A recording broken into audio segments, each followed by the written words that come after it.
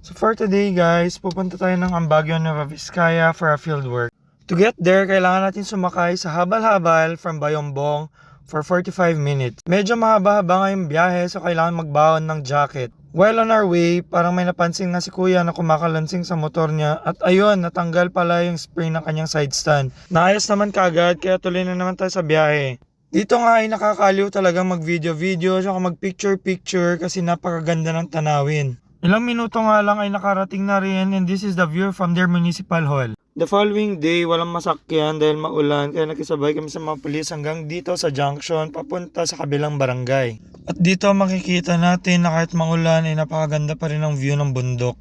Sa hapon naman ay very foggy at talagang nakakakalma yung vibe. At dahil medyo na busy, yun lang yung mga nakuhanan ng video. Pero plano ko ulit bumalik para ma-experience yung Sea of Clouds nila. So hanggang dun na lang. Thanks for watching. See you on the next video.